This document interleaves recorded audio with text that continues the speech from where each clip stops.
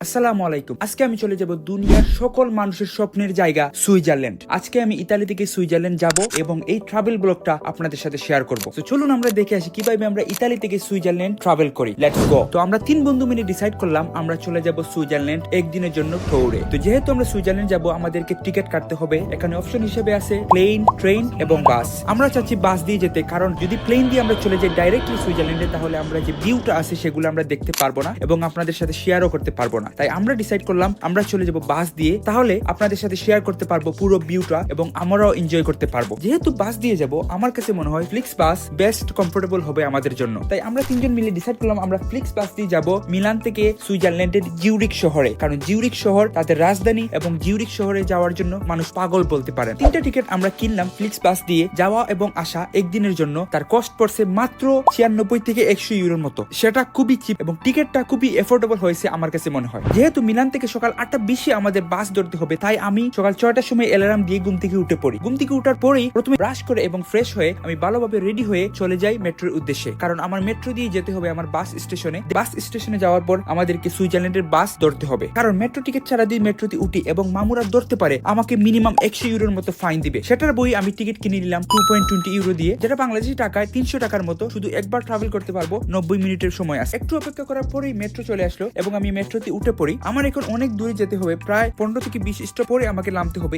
আমাকে এই স্টপেই নামতে হবে, কারণ এই স্টপই হলো বাস স্টেশন। মেট্রোতে 25 থেকে 30 মিনিট ট্রাভেল করার পরেই আমি চলে আসলাম বাস স্টেশনে। বাস স্টেশনে আসার পরে দেখি আমাদের বাস অলরেডি চলে এসেছে এবং এইটা হলো গিয়ে বাস স্টেশনের মিলানের মধ্যে। এখান থেকে আমাদের সুইজারল্যান্ডের বাস ধরতে হবে। যেহেতু বাস আগে থেকেই রেডি, তাই আমরা আমাদের লাগেজ গুলা বাসে দিয়ে দিলাম এবং আমরা সিট গুলো খুঁজতে লাগলাম। সিট গুলো খোঁজার পর আমরা বসে পড়লাম এবং আমরা এখন রওনা দিব সুইজারল্যান্ডের উদ্দেশ্যে। আজকে আমরা চলে যাব সুইজারল্যান্ডের জিউরিক শহরে, কারণ এই জিউরিক শহরে যাওয়ার মানুষের স্বপ্ন। ফ্লিক্স বাসের এনভায়রনমেন্টটা খুবই ভালো, আমার কাছে সিটগুলো খুবই কমফোর্টেবল। আমার কাছে খুবই ভালো লাগে এই ফ্লিক্স বাস দিয়ে ট্রাভেল করতে, কারণ অন্য সকল বাস থেকে এই ফ্লিক্স বাসটা একটু বেশি এফোর্ডেবল এবং বেশি কমফোর্টেবল। বাস অলরেডি ছেড়ে দিছে। এই মিলান শহর থেকে সুইজারল্যান্ডের বর্ডার ক্রস করতে আমাদের সময় লাগবে প্রায় ঘন্টা খানিকের মতো। চলুন আমরা এখন কিছু বাসের ভিতর থেকে বাইরের ভিউগুলা দেখি। আসলে বাস থেকে বাইরের ভিউগুলা দেখতে আসলে আমার কাছে খুবই ভালো লাগে। আজকে আমরা 3 বন্ধু মিলে চলে যাচ্ছি সুইজারল্যান্ডে। যেহেতু আমরা 3 জন আসি তাই আমাদের বোরিং লাগবে না, আমাদের বাসের মধ্যে আমরা খুবই এনজয় করে কাটাতে পারবো। আমাদের ইতালি থেকে সুইজারল্যান্ড যেতে সময় লাগবে 4 ঘন্টার মতো। আমরা 8:20 বাস ধরেছি ইতালি থেকে এবং 12:30টার দিকে চলে যাব সুইজারল্যান্ডের জিউরিক শহরে। তো আমরা অলরেডি চলে আসলাম সুইজারল্যান্ডের ভিতরে। সুইজারল্যান্ডের ভিতরে আসার পরেই আমার কাছে মনে হচ্ছে এই বাইরের জগৎটা অন্যরকম। মানুষ যে বলে সুইজারল্যান্ড দেখতে আসলেই সুন্দর, মানুষের ড্রিম কান্ট্রি সুইজারল্যান্ড হওয়ার অন্যতম কারণ হচ্ছে এই ভিউ গুলা। এই পাহাড়ের মধ্যে যে আইস গুলো পড়তেছে, যে স্নো গুলা দেখতেছেন, এটার ভিউ আসলে টাকা দিয়ে কিনা সম্ভব না। তো চলুন আমরা এখন কিছু দেখি এই পাহাড়ের মধ্যে যে আইসের ভিউ গুলা, এই পাহাড়ের মধ্যে যে স্নোর ভিউ গুলা, এগুলো আপনাদের সাথে শেয়ার করি, আপনারা কিছু উপভোগ করুন। 2.5 ঘন্টা ট্রাভেল করার পর সুইজারল্যান্ডের একটা জায়গায় আমাদের বাসটা থামায়, যাতে আমরা আধা ঘন্টার মতো ব্রেক নিতে পারি এবং আমরা কিছু খাওয়া দাওয়া করতে পারি। যেহেতু আমরা সকাল থেকে কিছুই খাইনি তাই আমরা অনেক ক্ষুধার্ত, তাই আমরা ডিসাইড করলাম আমরা কিছু খাওয়া দরকার। তাই আমরা একটা শপের মধ্যে ঢুকলাম। শপের মধ্যে ঢুকার পর আমরা 3টা ক্রসেন্ট নিলাম, এটা ক্রিমি ক্রসেন্ট এবং 2টা পানি নিলাম। এই 3টা ক্রসেন্ট এবং এই 2টা পানির দাম শুনলে আপনারা অবাক হয়ে যাবেন, কারণ সুইজারল্যান্ড যে মানুষ বলে এত এত এক্সপেন্সিভ, এই কথাটা কিন্তু সত্যি খুবই খুবই এক্সপেন্সিভ। আমাদের এই 3টা ক্রসেন্ট এবং 2টা পানির দাম পড়ছে প্রায় 12 ফ্রাঙ্কের মতো, যেটা